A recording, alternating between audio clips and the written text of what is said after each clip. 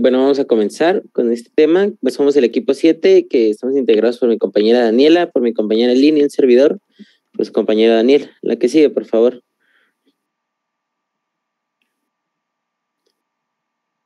La que sigue.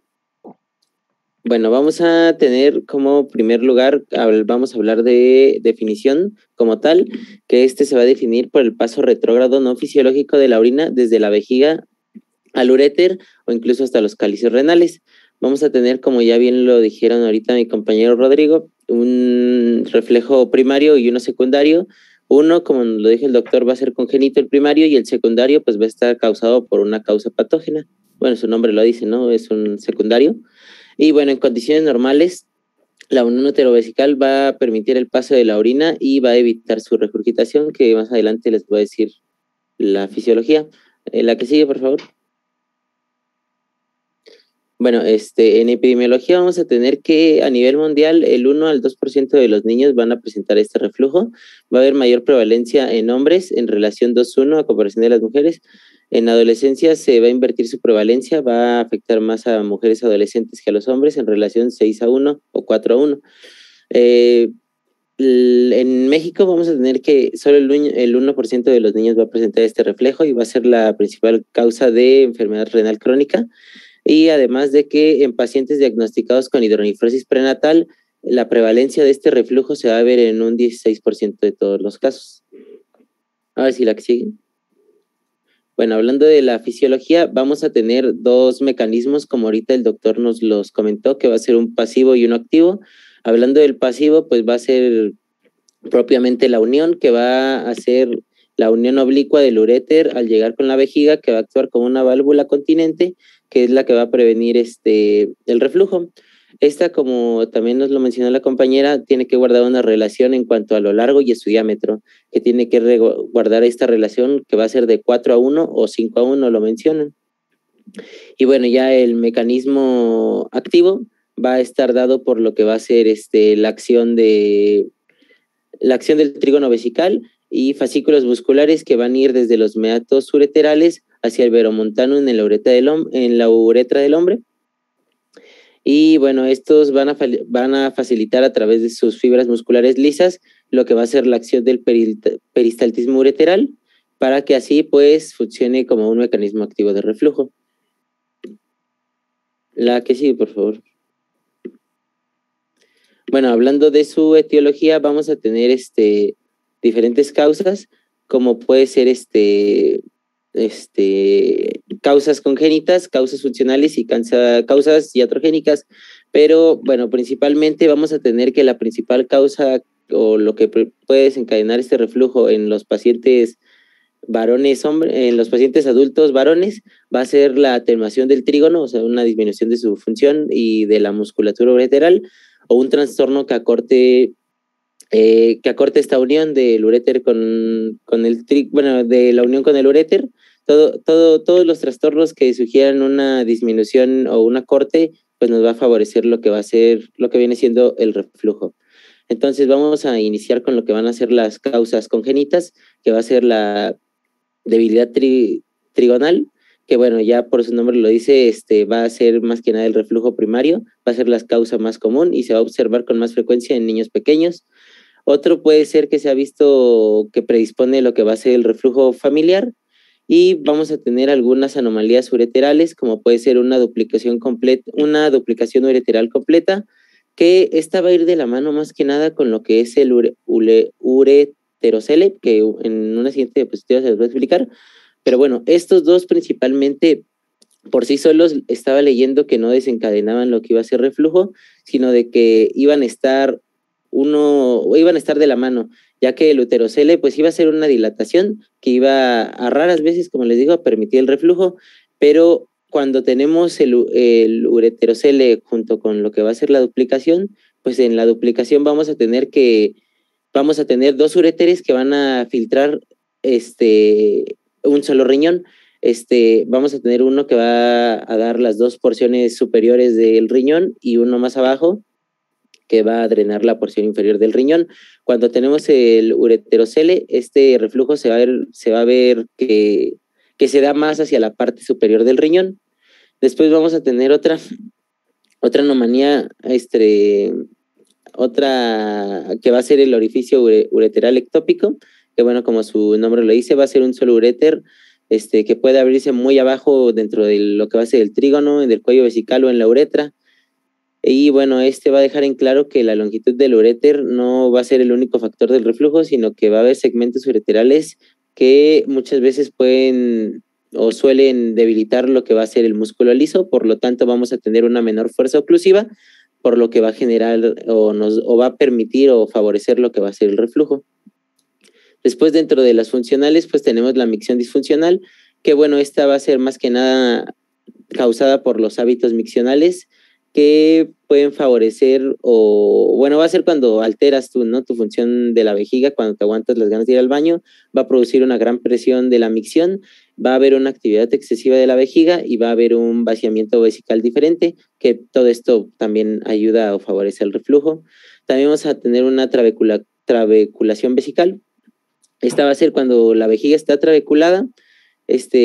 Algunas causas que pueden desencadenar esto va a ser como el tema siguiente que les vamos a hablar, que es vejiga neurogénica o una obstrucción ya sea de la vejiga por X razón.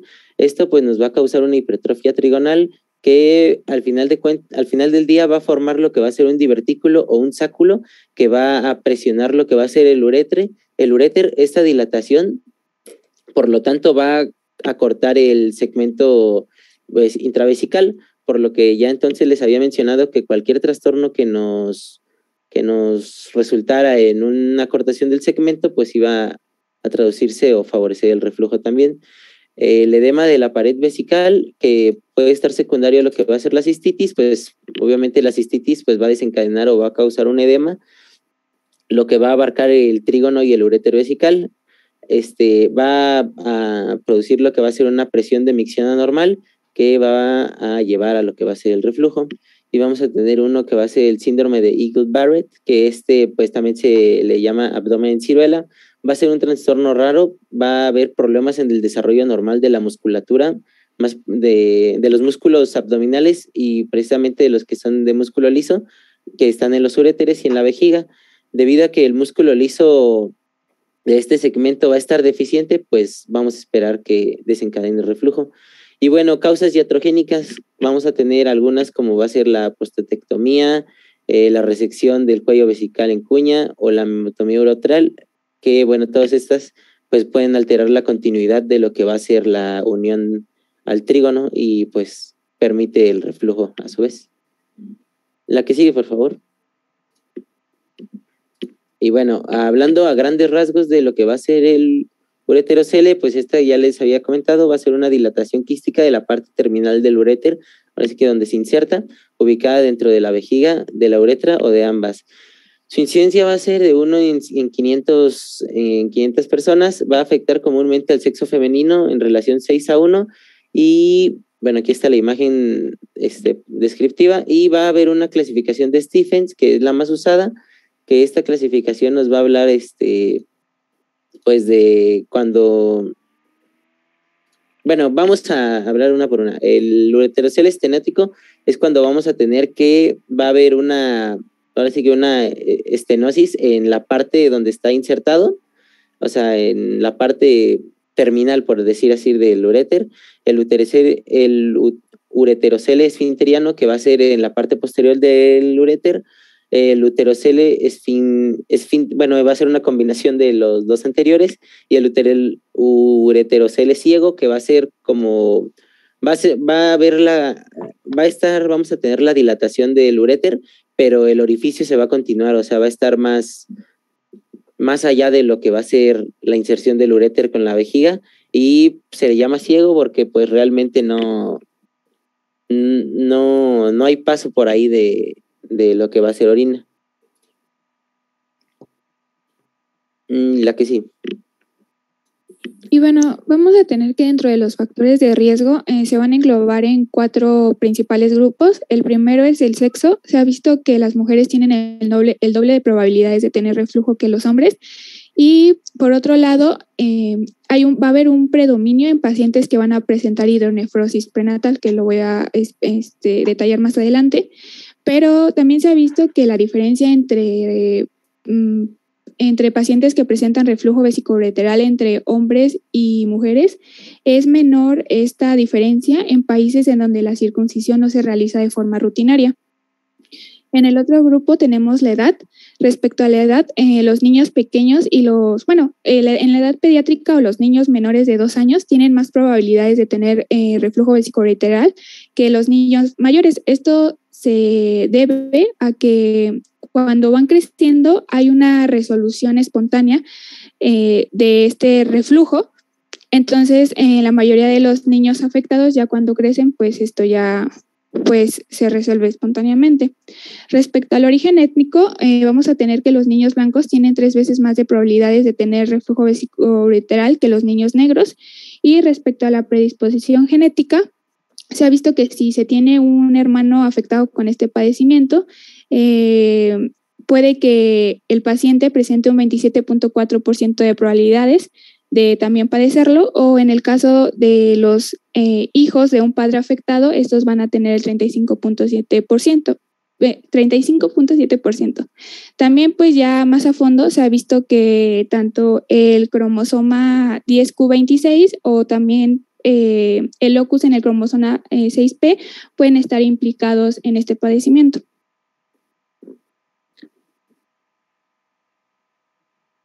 Y respecto a las manifestaciones clínicas, vamos a tener que estas, principalmente, este cuadro puede ser inespecífico o puede pasar asintomático, como ya lo habían dicho anteriormente.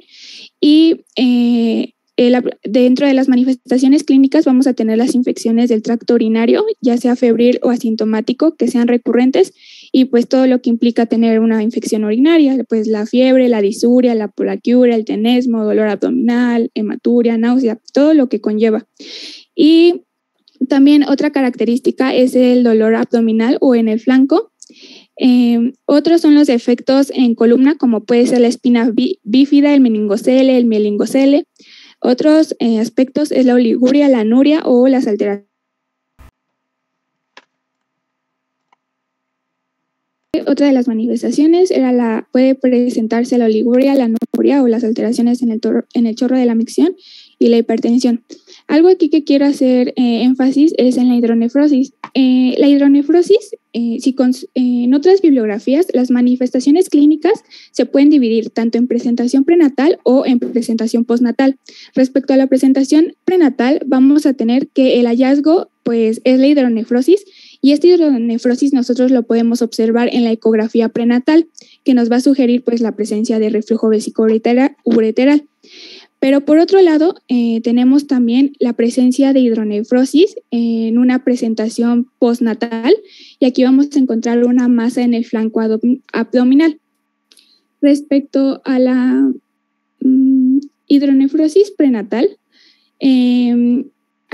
como les dije, pues eso lo vamos a poder ver en la ecografía prenatal, y la Asociación Americana de Urología define como la hidronefrosis prenatal que exista en el segundo trimestre un diámetro pélvico renal mayor o igual a 4 milímetros y en el tercer trimestre un diámetro pélvico renal mayor o igual a 7 milímetros. Y ahí va a haber un predominio masculino en pacientes con reflujo vesicoureteral que se van a presentar prenatalmente, o sea, más los hombres van a padecerlo. Y luego aquí tenemos también los grados de hidronefrosis en el ultrasonido. Aquí les puse estas 4 imágenes, es la clasificación igual de la Sociedad de Urología Fetal, y en la primera imagen que dice grado 1, aquí solo se va a poder visualizar la pelvis renal. En esta que dice grado 2 se va a visualizar la pelvis renal y algunos cálices, pero no todos.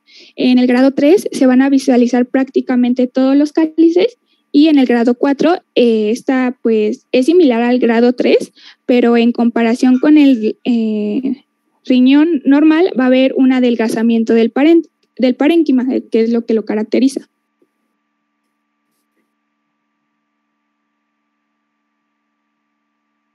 Y bueno, ahora tenemos el diagnóstico. El diagnóstico pues, nos va a ayudar la historia clínica, que el paciente haya tenido infecciones del tracto urinario pues, previas.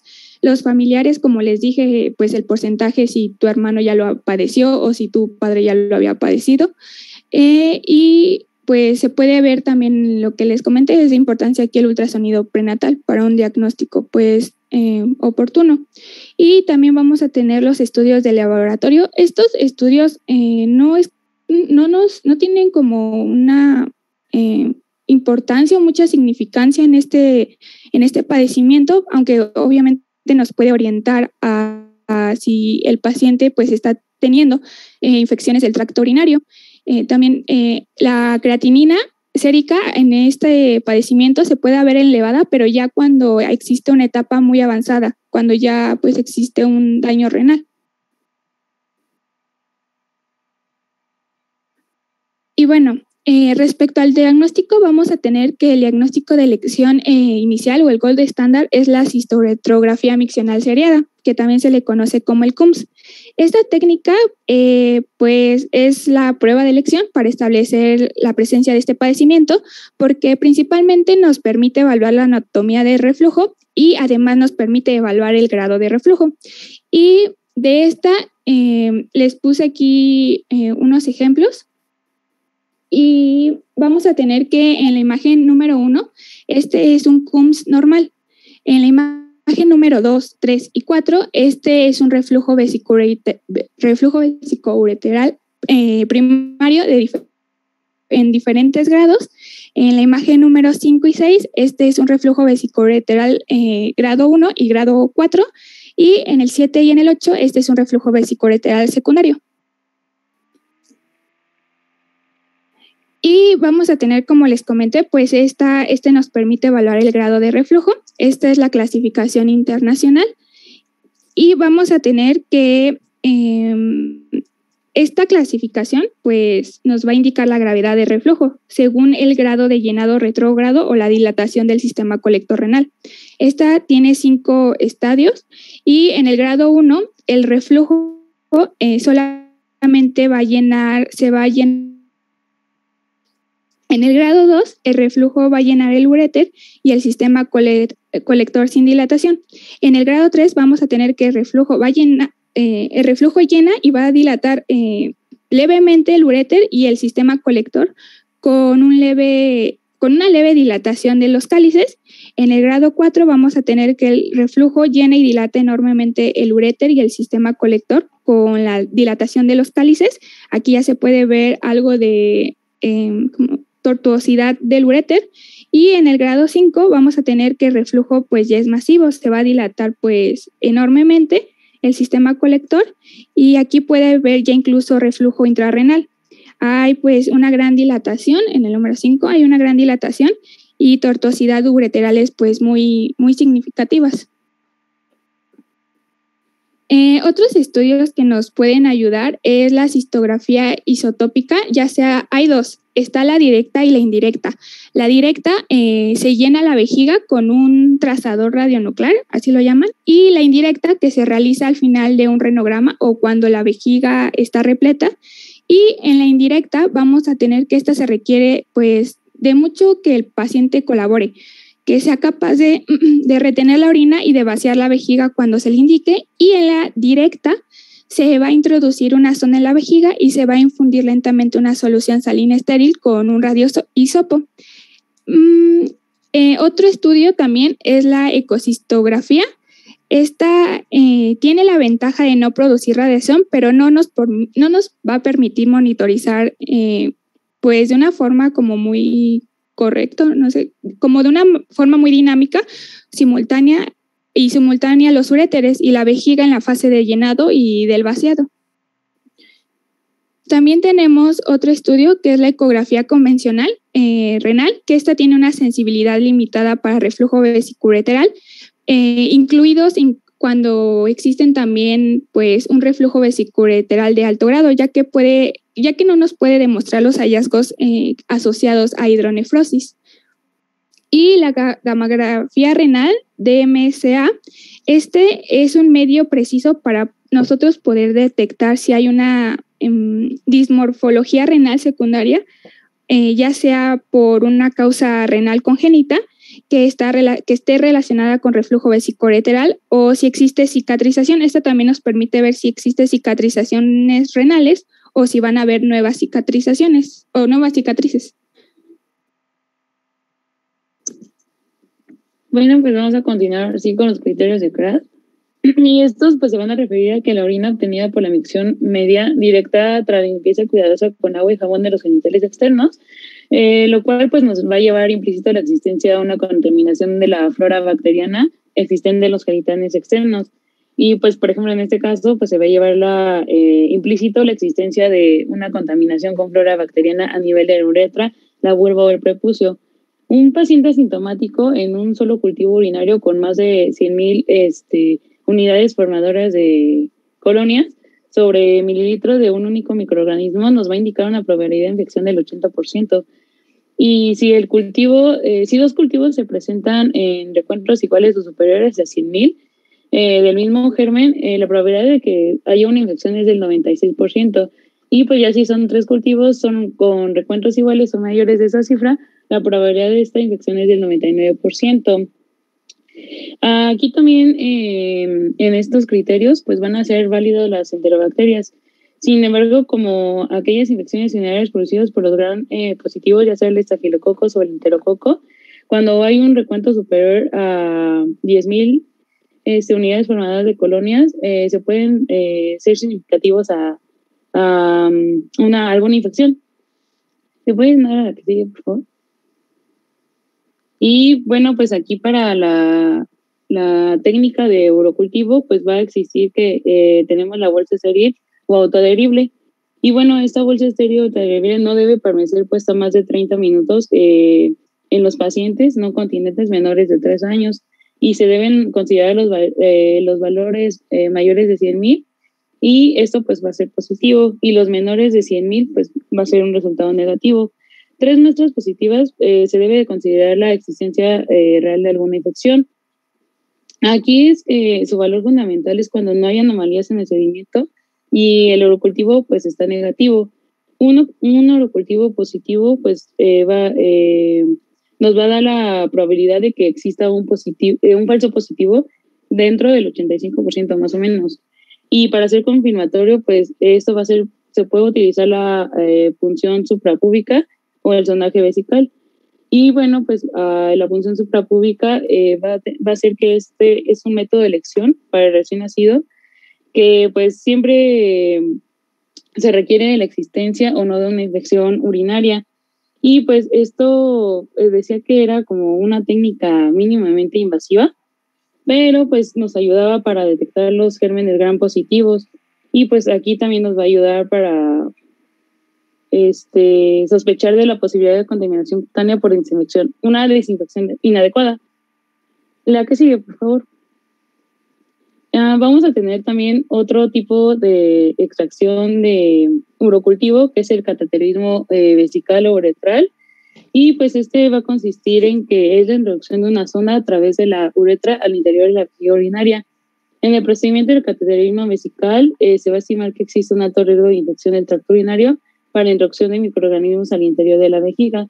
Aquí principalmente se va a utilizar lo que es la sonda Foley o de retención, y esta pues va a ser utilizada para la caracterización permanente, y esta pues vamos a tener que cuenta con 2 vías, una que va a permitir el drenaje de la orina y otra que cuenta con un balón inflable situado cerca de la punta de inserción del cual se ve instalada la sonda.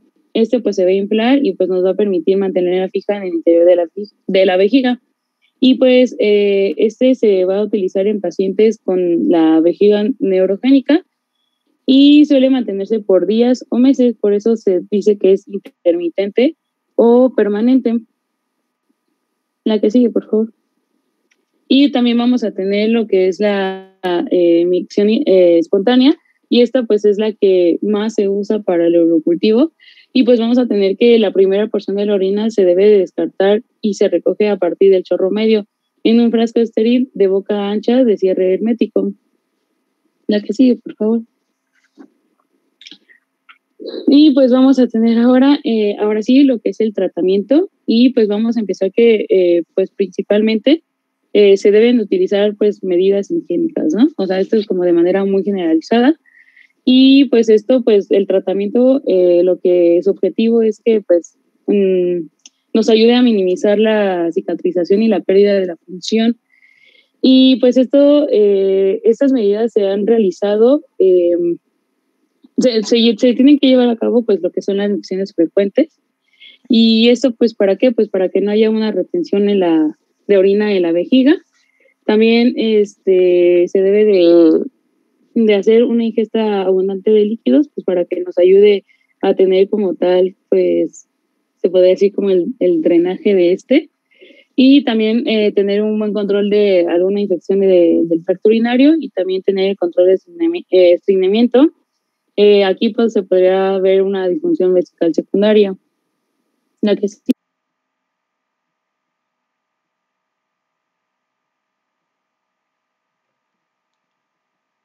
Ok, y ya, vamos a tener ahora sí lo que es el tratamiento conservador. Pues bueno, en este tratamiento los antimicrobianos usados en profilaxis se deberán adecuarse a las sensibilidades bacterianas locales e irlos combinando de forma periódica para así evitar pues la aparición de alguna resistencia de estos. Entonces vamos a tener que una profilaxis continua, que en lactantes menores de 2 meses se puede utilizar amoxicilina, en lactantes mayores de 2 meses la trimestopin o cotrimazol. Niños que pueden ingerir comprimidos se puede utilizar la furantaína y pues ya de segunda opción se puede utilizar la fosfomicina o una cefalosporina de segunda generación. La que sigue, por favor. Bueno, pues aquí les puse la dosis nocturna que se utiliza en este tipo de fármacos. ¿Le pueden dar a la que sigue, por favor? Y bueno, pues aquí ya vamos a tener que otro tipo de tratamiento ya sería un quirúrgico, y esto pues sería ya en caso de que pues haya habido una falla del tratamiento farmacológico. Y bueno, pues vamos a tener que la primera elección sería la técnica de inyección de endoscopía. Y pues están las indicaciones para realizar una corrección quirúrgica endoscópica. Serían fundamentalmente pues que tenga una presencia de infección del tracto urinario y pues esta se acompañe de un síndrome febril y pues esto también nos va a ayudar para una corrección el número de pielonefritis que nuestro paciente pueda tener. Y bueno, pues es la técnica de inyección endoscópica vamos a tener que es el método menos invasivo con resultados favorables para el tratamiento del reflujo vesicouretral. Y bueno, pues como observamos en la figura número 1, en la que aparece ahí, pues vamos a tener que aquí el método en el que se va a realizar va a ser que la inyección subrectal endoscópica se va a realizar bajo alguna anestesia general y se debe de efectuar una citoscopía donde aquí van a introducir principalmente lo que es un catéter ureteral para levantar la pared anterior del uréter. El material que se va a inyectar pues va a ser a través de una jeringa especial bajo visión directa y pues con el bisel, como se puede observar ahí en la imagen, pues se va a mantener hacia arriba y pues la bibliografía marcaba que se debería dirigir como si marcaran las 6 horas del reloj, las manecillas del reloj. Y pues aquí esta jeringa se debe introducir en la mucosa de 2 a 3 milímetros.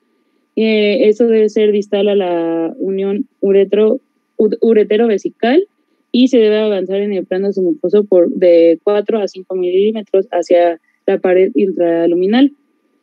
Y pues, ¿puedes dar a lo que sigue, por favor? Aquí, en esta figura 2, pues vamos a apreciar la apariencia de un uréter refluyente. Y pues aquí vamos a ver cómo la aguja se va a insertar a nivel submucoso enfrente del uréter y va a avanzar en una pulsión intramural. Y se debe de inyectar, me parecía que era una solución que se llamaba de flux, para crear la imagen de abultamiento. Esto lo marcaba que se veía en forma de un volcán y sí se puede apreciar en la imagen número B. Y pues aquí pues se va a convertir el orificio uretral en un tipo creciente o volcán, como ya se los había mencionado. Luego de que este procedimiento antirreflujo se realiza, se le debe dar un seguimiento al paciente, ya sea a través de un ultrasonido o una cisto-uterografía miccional. Y esto pues debe ser a los 3 meses que se haya realizado este tipo de tratamiento.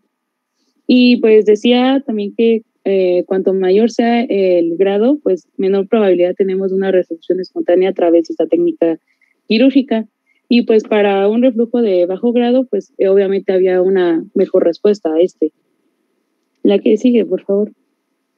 Y pues vamos a tener también este tipo, otro procedimiento quirúrgico que es la técnica de Ladbetter. Y pues en esta principalmente va a decir que pues no se abre la vejiga y pues el riesgo de riesgo de que la herida se contamine pues va a ser menor. También decía la biografía que el tiempo quirúrgico pues era más corto y pues el posoperatorio era mejor tolerado por el paciente. No teníamos tantas molestias ni tampoco el paciente presentaba tanta hematuria. Y esta pues se iba a realizar de la siguiente manera. Primero era una disección del uréter, era lo que se les iba a realizar prácticamente, una creación de un nuevo trayecto submucoso y de un nuevo hiato, introducción del uréter a través del nuevo hiato y pues también una introducción del uréter en el trayecto submucoso. Se debe insertar el uréter en su lugar inicial y el cierre del orificio submucoso. Más o menos, es que vamos a pasar un poco más de una la imagen, pero pues espero, pues les quise poner como los pasos a seguir y más o menos lo iba relacionando yo con las imágenes, por eso es que les puse A, B, C, D, E, pero pues no se alcanzan a ver las letritas. La que sigue, por favor. Después vamos a seguir con la técnica de Cohen, y pues esta se va a realizar una incisión por debajo del ombligo, por medio del cual se llega a la vejiga, y esta se va a abrir y se va a recoger el flujo. Y pues en la imagen que les puse, pues podemos ver cómo se ve, puede observar una técnica abierta de Cohen y ya un paciente pues operado de este tipo de técnicas. La que sigue, por favor. Y bueno, pues ya para su control y seguimiento, pues se debe valorar la resolución. Aquí se van a programar citografías de control y pues su objetivo principal va a ser que se minimice el número de exploraciones para evitar una radiación innecesaria y efectuar solo las necesarias para modificar la conducta terapéutica. Aquí principalmente les puse esta tablita para ver las indicaciones de realización de citografías de seguimiento y vamos a tener que en el grado 1 y en el grado 3, cuando no existen cicatrices, pues no se debe realizar controles citográficos salvo que presente alguna infección del tracto urinario recurrente.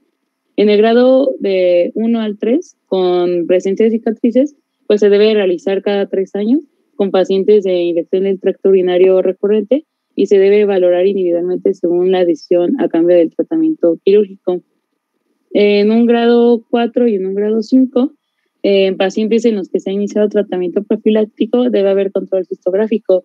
Al año, si es persistente que tiene el reflujo, el paciente está asintomático sin profilaxis, se puede repetir cada 3 años. En pacientes con corrección mediante procedimiento quirúrgico clásico, pues no va a ser necesario realizar controles postoperatorios, salvo que tengan un reflujo muy dilatado. Y en pacientes con corrección endoscópica, se debe realizar un control cistográfico unos 3 meses después de la inyección subureteral. La que sigue, por favor. Y bueno, pues aquí les puse un esquema general del tratamiento, o sea, es todo lo que les expliqué, pero solamente que resumido. Y vamos a tener que, pues, ya saben, ¿no? Las medidas higiénicas generales que deben de tener micciones frecuentes, control del estreñimiento, ingesta abundante de líquidos y el control de las infecciones del tracto urinario. Cuando tenemos una conducta expectante de nuestro paciente que se encuentre en grado 1 o grado 3, estos pues debe ser un estudio de dilatación por la vía urinaria en época prenatal y pues aquí, como bien dice el cuadro, pues no se va a recomendar ningún tratamiento profiláctico durante un año. Para pacientes que ya tienen una profilaxis antibiótica, aquí se debe de ser con una duración mínima de un año y se debe repetir un estudio cistográfico. Y pues esto siempre y cuando, mientras no haya habido una nueva infección del tracto urinario en ese periodo de tiempo. Y pues aquí pues también es muy importante que debamos valorar el daño renal del paciente o si es que no ha tenido algún daño renal. Y si sí, pues se le debe dar pues obviamente algún seguimiento en específico. Y posteriormente pues considerar también si no tiene alguna infección urinaria febril. Y pues ya ahí se tomarán las acciones, ya sea para que se lleve el tratamiento de una profilaxis antibiótica o ya sea a través de, como es de bajo riesgo, por así decir, de los grados bajos, se puede realizar la corrección endoscópica o quirúrgica, pero esto va a depender del grado en el que el paciente se encuentre. En la que sigue, por favor. Y pues eso sería todo de reflujo.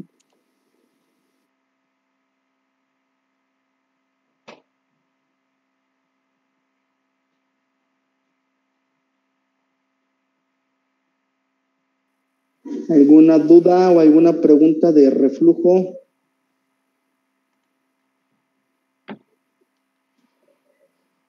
¿Me escuchan? ¿Sí me escuchan? Sí, doctor, pero no hay ninguna duda. ¿No? Ninguna, doctor. Entonces acuérdense que todos los niños que tengan 1, 2 infecciones de vías urinarias, lo primero que tienen que descartar siempre es reflujo. Es la primera malformación que hay que descartar siempre en los niños, ¿vale? Y nos toca vejiga neurogénica. ¿El siguiente tema? Sí, doctor. Quedaría pendiente. Ajá, hay que checar, tienen que hablar de la fisiología, de la micción. O sea, ¿cuál es el parasimpático? ¿Qué hace a nivel de la vejiga? ¿Qué hace a nivel del esfínter? El simpático, ¿qué te hace a nivel de la vejiga? ¿Qué te hace a nivel del esfínter? Eso es súper importante. ¿Qué nervios participan? ¿Qué nervio somático? ¿Cómo se llama? ¿Y qué es lo que hace para que a partir de la fisiología podamos entender obviamente la fisiopatología? Me interesa obviamente que hablen algo que se llama vejiga hiperreactiva, que se suele mal confundir